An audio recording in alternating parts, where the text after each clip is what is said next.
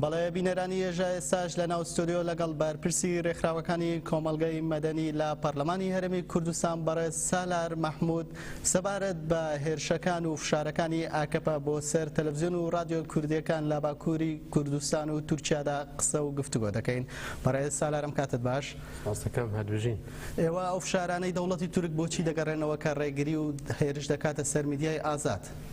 بەڵێ چەند ساڵێکە بە بەردەوامی ئیش لەسەر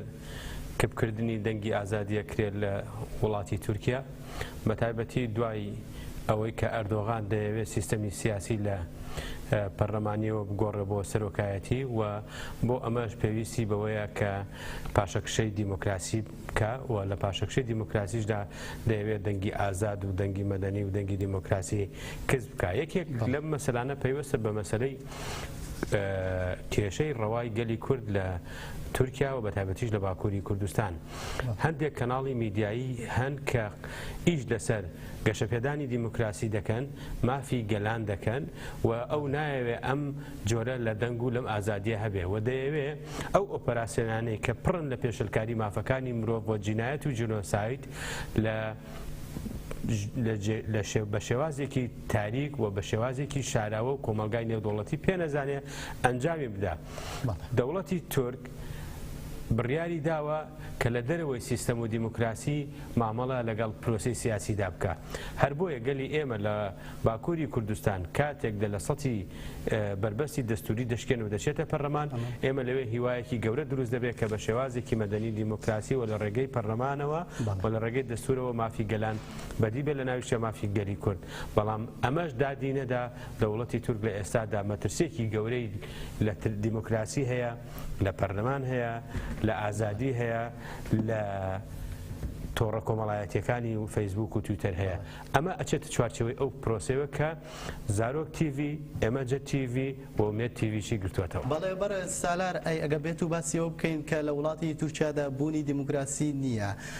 تاکە بڕیار و تاکە حکوومەت کە هەبێ ئاکەپێ بە کەیفی خۆی بڕیار دەدا. ئەی باشە لە وڵاتی وەکو ئەوروپادا و بە تایبەتی فەڕەنسا ئەو ڕێگرەی کرد، یعنی فشاری ئاکەپە هەوەندە بەهێز بێ کە ئەو وڵاتانی ئەوروپا ئەڵێن دیموکراسی و ئەو کارانەی تیا ئەنجامەدرێ، ئەو فشارانە بۆچی ئەگەڕێنیتەوە؟ خۆی لە ڕاستیدا کۆمەلگای نێودەوڵەتی سیاسەتێکی دووفاقی پەیڕەوەکە، بەتایبەت سەربارەت بە پرسی ئازادی و جێبەجێکردنی یاسا نێودەوڵەتیەکان، داخستنی کەناڵەکانی ڕاگەیاندن و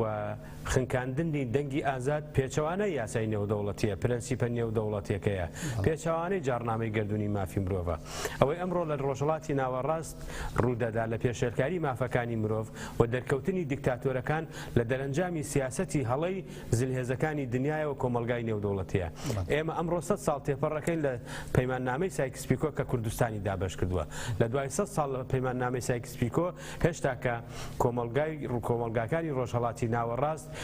کۆمەڵی دیکتاتۆری محلی پێک هێناوە و مافی گەلان بەدی نەهاتووە. بۆیە ڕەوشی ئەوروپا، ڕەوشی ئەمریکا، ڕەوشی وڵاتان لە مەسەلەی پەناهەندە و ئاوارە سەغڵەتێکی ئابووری گەورەیان بۆ دروست بووە. ئەمە بەچی چارەسەرە بێ؟ بۆ چارەسەر بێت کە تۆ بڕۆی مافی گەلان دابین کەی. بەتایبەتیش گەلی کورد لە بەرامبەر گەلانی وەکو تورک و فارس و عەرەبدا هیچی کەمتر نییە، بەڵکو ڕەسەنتر، دێرینتر و کۆمەڵێک تایبەتمەندێتی تری هەیە. بۆیە لە ئێستادا دەوڵەتی تورک ئابوورێکی بەهێزی لەگەڵ هەندێک ناوەنددا هەیە، ئابوورێکی بەهێزی لە ڕۆژهەڵاتی ناوەڕاست هەیە، دەیانەوێت ئەو ئابووریانە پارێزراو بێ و فشار لەسەر ئەوە ئەکا و بەشێکی زۆری ئابووری دەوڵەتی تورکیا و کۆمەڵگەی تورکیا بۆ سیاسەتی چەوتی حکوومەتی ئاکپارتی سەرف ئەکرێ، نەک بۆ خزمەتی خەڵکەکەی. بۆیە لە پێناوی ئەم داخستنی دەنگی ئازاددا، میدیای ئازاددا،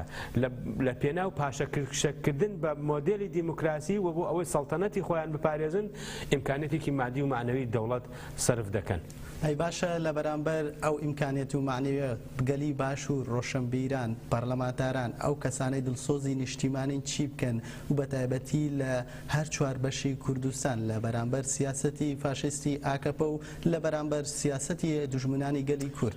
ئێمە دژی داخستنی کەناڵەکانی میدیان کە سیاسەتێکی دیموکراسیانیان گرتووە دەبەر و پشتیوانی لەگەلی ئێمەکەن لە ڕۆژهەڵاتی ناوەڕاست. ئێمە دژی ئەو سیاسەتەین کە ئاکپارتی لە تورکیا و لە باکووری کوردستان پەیڕەوەکە وەکو ئەندامێکی پەرلەمانی کوردستان پرۆتستۆی هەموو ئەو هەنگاوانەکەم کە دەبێتە باعثی داخستنی کەناڵێکی جیهانی سەتەلایت کە دەنگی زارۆکە دەنگی مناڵە بکە پەیوەندی بە سیاسەتەوە نییە دەنگی زارۆکی کورد دەنگی مناڵی کورد دەنگێکە کە خۆدا پێبەخشیوە سیاسای ئاسمانی پێیبەخشیوە دەبێت لە سەر زەمیندا سوڵتانەکان بگەنەوە ئەو بڕوایی کە هیچ کەسێک ناتوانێت دەنگی کورد کپ بکات دەنگی خەڵکی کوردستان کپ بکاتەوە لەبەر ئەوە ئێمە بەو پەڕی وزە و توانامانەوە ئیدانەی دەکەین و بانگەشە دەکەین بۆ ئەوەی حکوومەتی ئەک پارتی بە ئاگا بێتەوە 100 ساڵ پێش ئێستا سوڵتانەکانی تری دەوڵەتی عوسمانی و حکوومەتی نوێی تورکیا و دەوڵەتی نوێی تورکیا نەیتوانی ئیرادەی گەلی کوردستان ببەزێنێ ئێستا بەم کەرەستەیەوە ناتوانێت ئەو ئیرادەیە ببەزێنێ بۆیە هەتاوەکو دەنگی ئازادی کپکە لە شوێنێکی ترەوە سەرهەڵدان و بانگەوازێکی گەورەتر سەرهەڵدەدا ئەمە حکمەتی ژیانە لەکوێدا شوێنێک دەنگە قەتیز دەکەی لە شوێنێکی تر بانگەوازێکی بەهێزی دیموکراسی بورکانێکی تر سەرهەڵەدا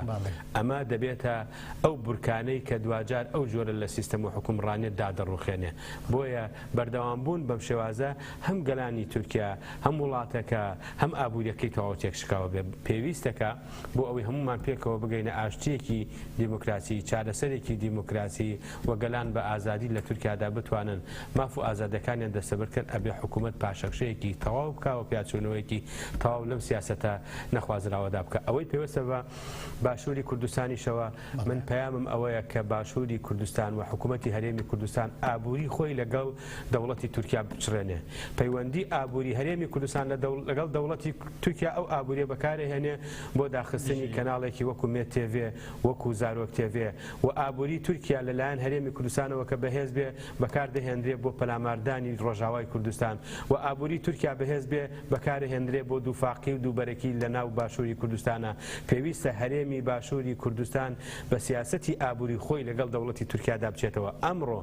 دەوڵەتی تورکیا دەوڵەتێکی داگیرکەری کوردستانە دەوڵەتێکی تەفکیککەری واتە پارچە پارچەکەری کوردستانە و نایەوێ ئەو مراجعایی کە کۆمەلگای نێودەوڵەتی دەیەوێت لە ڕۆژهەڵاتی ناوەڕاستدا بە بەرژەوەندی گەلی کوردکە نایەوە بە قازانجی کورد واتە بربەستی یەکەم لە بەردەم بەدیهاتنی خواسی گەلی کورد لەسەر ئاسی ڕۆژهەڵاتی ناوەڕاست دەوڵەتی تورکیایە ئەبێ باشووری کوردستان ئەمڕۆ ئەو سیاسەتی خۆی باش دیراسە بکە مراجعی بکات چونکە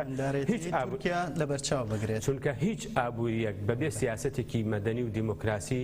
نابێتە ئابووریەک بۆ بەرژەوەندی خەڵک نابێتە ئابووریەک بۆ جوڵانەوەی بازار نابێتە ئابووریەک بۆ گەشەپێدان نابێتە ئابووریەک بۆ ڕێزگرتن لە خصوصێتی هەردوولا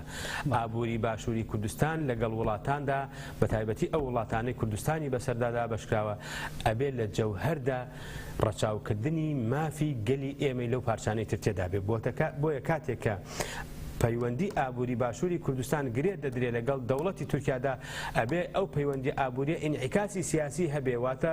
ڕنگدانەوەی سیاسی هەبێ بۆ باشبوون و بەدیهێنانی مافی گەلی ئێمە لە باکووری کوردستان ئەگەرنا ئێمە بە جۆرێک لە جۆرەکان بەپێ ئەوی خۆمان پێبزانین خزمەت بەو سیاسەتە چەوتەی دەوڵەتی تورکیا دەکەین کە ئەمە سیاسەتێکی بێزراوە قێزەونە شکست خواردووە لە مێژوودا چەندین جار حکوومەتەکانی تورکیا دەسەڵاتدارەکانی تورکیا پەیڕەویان کرد بەڵام ئیرادەی گەلی ئێمە بەهێز بوو تا ئەو کاتەی توانی دەیان گەریلا دەیان پێشمەرگە دەیان کچ و گەنجی قارەمانی دیموکرات خواست بشتە ناو پەرلەمانی تورکیاوە و لە ناو دڵی ئەنقەرەوە خەباتی مەدەنی و پەرلەمانی خۆیان دەستەبەرکەن لەبەر ئەوە بەدیدی من ئەم سیاسەتە سیاسەتێکە شکست خواردووە دەرەنجامی نییە دەنگی ئێمە دەنگی گەلی ئێمە هەر بڵند دەبێ ڕاستە دەتوانن کەناڵێک داخەن بەڵام دەتوانرێت کەناڵێکی تر بکرێتەوە دەنگێک داخەن دوو دەنگی تر بڵند دەبێت بەڵێ زۆر سپاس بۆ بەڕێستان سالار مەحموود ئەندام پەرلەمانی هەرێمی کوردستان کاتێکی شاد بۆ بەڕێستان